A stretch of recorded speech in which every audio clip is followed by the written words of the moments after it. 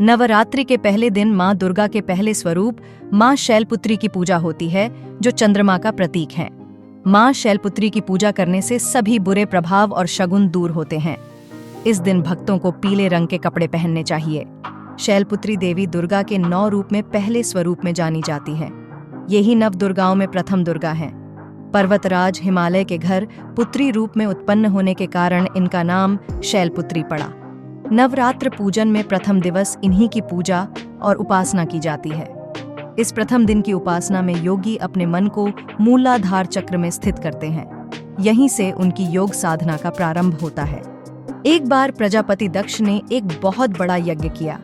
इसमें उन्होंने सारे देवताओं को अपना अपना यज्ञ भाग प्राप्त करने के लिए निमंत्रित किया, किंतु शंकर जी को उन्होंने इस यज्ञ में निमंत्रित नहीं किया। सती ने जब सुना कि उनके पिता एक अत्यंत विशाल यज्ञ का अनुष्ठान कर रहे हैं, तब वहां जाने के लिए उनका मन विकल हो उठा।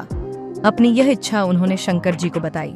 सारी बातों पर विचार करने के बाद उन्होंने कहा, प्रजापति दक्ष किसी कारणवश हमसे रुष्ट हैं। अपने यज्ञ में उन्होंने सारे देवताओं को निमंत्रित किया है। उनके यज्ञ भाग भी उन्हें समर्पित किए हैं, किंतु हमें जानबूझकर नहीं बुलाया है, कोई सूचना तक नहीं भेजी है। ऐसी स्थिति में तुम्हारा वहां जाना किसी प्रकार भी श्रेयस्कर नहीं होगा। शंकर जी के इस उपदेश से सती का प्रबोध नहीं हुआ। पिता का यज्ञ देखने, वहां जाकर माता और बहनों से मिलने की उनकी व्यग्रता किसी प्रकार भी कम न हो सकी। उनका प्रबल आग्रह देखकर भगवान शंकर जी ने उन्हें वहां जाने की अनुमति दे दी। सती ने पिता के घर पहुंचकर देखा कि कोई भी उनसे आदर और प्रेम के साथ बातचीत नहीं कर रहा है। सारे लोग मुंह फेरे हुए हैं। केवल उनकी माता ने स्नेह से उन्हें गले लगाया। बहनों की बातों में व्यंग्य और उपहास के भाव भरे हुए थे। परिजनों के इस व्यवहार से उनके मन को बहुत क्लेश पहुंचा।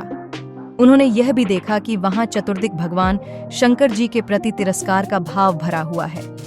दक्ष ने उनके प्रति कुछ अपमानजनक वचन भी कहे। यह सब देखकर सती का हृदय क्षोभ, ग्लानि और क्रोध से संतप्त हो उठा। उन्होंने सोचा, भगवान शंकर जी की बात न मान, यहाँ आकर मैंने बहुत बड़ी गलती की है। वे अपने पति भगवान शंकर के इस अपमान को सह न सकीं। उन्होंने अपने उस रूप को तत्क्षण वहीं योगाग्नि द्वारा जलाकर भस्म कर दिया। वज्रपात के समान इस दारुण दुखद घटना को सुनकर शंकर जी ने क्रुद्ध हो अपने गणों को भेजकर दक्ष के उस यज्ञ का पूर्णतः विध्वंस करा दिया।